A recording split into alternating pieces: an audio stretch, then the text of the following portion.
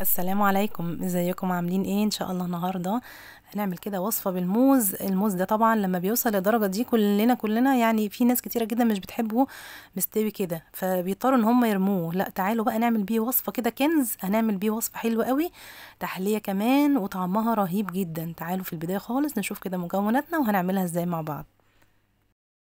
تعالوا في البداية خالص نجيب شفشق الخلاط، ونبدأ ان احنا هناخد موزاية واحدة كده نشيلها على جنب عشان دي هنزين بيها في الاخر، وهناخد 3 موزات نقطعهم كده في الخلاط بتاعنا.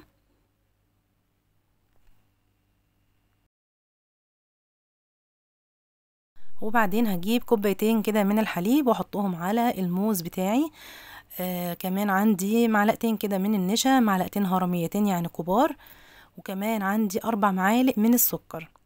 وطبعا السكر هو اللي هيحليلي الوصفة بتاعتي دي بس. وبعد كده عندي بقى اخر حاجه خالص كيس فانيليا كده هحطه عشان يديني نكهه حلوه طبعا للتحليه بتاعتي دي.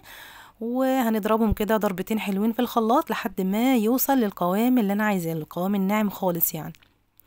وبعد كده تعالوا بقى نجيب حله كده وننزل بيها كده بالخليط اللي احنا خلطناه في الخلاط كله، وعلى نار كده نار مش هادية، يعني نار عادية خالص. بس اهم حاجة ايدك تبقى في الحلة، يعني ايدك على طول باستمرار تكوني بتقلبي الحلة كده علشان ما يكلكعش ولا يعمل اي تكتلات، لان فيه طبعا نشا.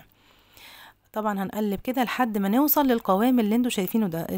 القوام بدأ ان هو يتقل معايا اهو، لحد ما يوصل للدرجة اللي انتوا شايفينها دي. كده خلاص التحلية بتاعتنا خلصت وانتهت كده، خلاص وصلت للقوام اللي احنا عاوزينه. بس هنرفعها في الوقت ده من على النار، وبعد كده بقى نجيب اطباق التقديم اللي احنا هنقدم فيها التحلية بتاعتنا، ونبدأ ان احنا نغرفها كده لحد ما اخلص كل الكمية اللي عندي. وزي ما انتوا شايفين بصوا ال3 موزات عملوا لي تحلية، يعني كونت من حوالي 5 أو 6 اطباق كده من المهلبية اللي احنا عملناها دي يعني.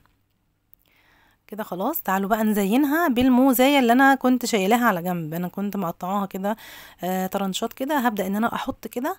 ولو عندك اي صوص بقى موجود عندك او عندك شوية نوتيلا تسيحيهم كده وتحطيهم على الوش هيبقى حلو جدا. انا كان عندي صوص شوكولاتة، بدأت ان انا اجيبه كده وانزل بيه على الاطباق كده. طبعا اداني شكل جميل جدا، غير الطعم طبعا تحفة قوي يعني.